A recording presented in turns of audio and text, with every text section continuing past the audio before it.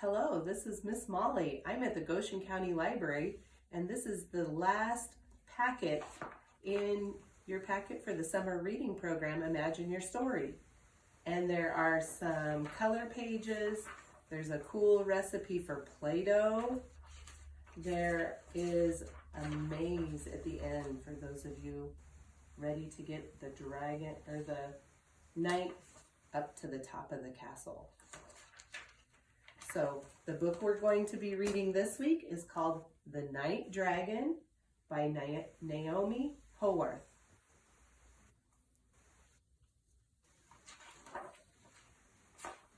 The Night Dragon. On top of a very high mountain in a land far away lived a dragon. This is a very colorful dragon. Her name was Maud. Maud was one of 5 dragons, but she wasn't like all the others at all. They were night dragons. Every evening when the sun was low in the sky, Delbert, Gar, Brimland, and Nelda would wake up from a long sleep. They would swoop into the air, breathing huge flames of fire and filling the sky with great gray sooty clouds. As these clouds covered the sun, darkness would fall and day would turn into night. But Maud didn't fly, breathe fire, or cast great gray sooty clouds over the land.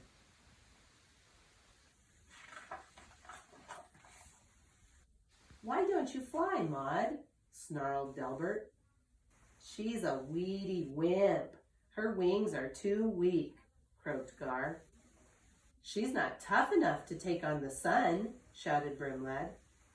"It's best if she doesn't bother the pretty little thing," cackled Nelda. "It must be true," thought Maud. "I'll never be a night dragon." Maud's kind of sad. Maud's only friend was Mouse. "I wish I could fly and breathe fire and fill the sky with great gray sooty clouds," Maud would say. "But you could, Maud," Mouse always squeaked. "Don't listen to the others. If you tried, you'd see that you can do those things just fine. You don't need to be a big, scary brute to be a night dragon. You just need to be yourself." But Maud didn't quite believe him. Poor Maud. One afternoon, on the day of Brimlad's 557th birthday, he decided to throw a party. All the dragons were invited, except for Maud. There's Maud. Maud watched as they ate, drank, and fought until one by one each dragon fell into a deep, unshakable sleep. As the day drew on, the dragons still didn't wake up. Maud looked out over the land, but something was very different. The sky was completely empty. There were no clouds, and nightfall was nowhere to be seen. Maud didn't know what to do.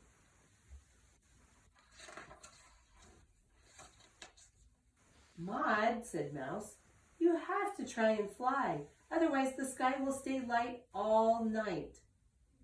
"I can't," whispered Maud. "I'm afraid to." "I know you can do it, Maud," insisted Mouse. "I will come with you, and we can fly together." With Mouse's words in her ear, Maud felt a little braver. There was only one thing for it. Maud stepped off the edge of the mountain and began tumbling through the air. "Use your wings, Maud," squeaked Mouse. Maud beat her wings as hard as she could, and suddenly the ground grew smaller. She wasn't tumbling anymore. She was soaring. She's flying. The sun was still shining brightly over the land as Maud took a deep breath and blew out huge plumes of fire and great clouds of smoke. But these clouds weren't gray. They were every other color of the rainbow.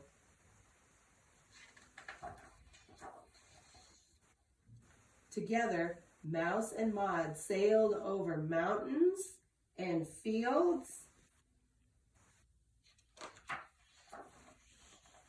They glided above winding rivers.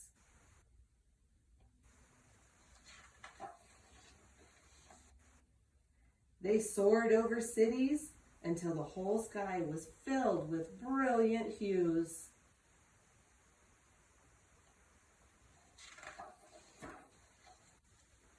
When Maud and Mouse stopped to rest, they watched as the sun sank behind the clouds of color and night began to fall.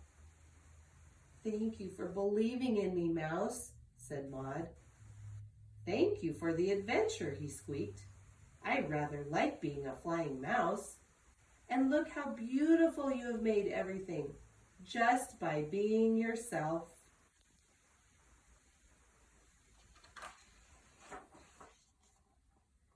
From that day on, Maud and Mouse have journeyed far and wide, filling the skies with color and helping the sun to set.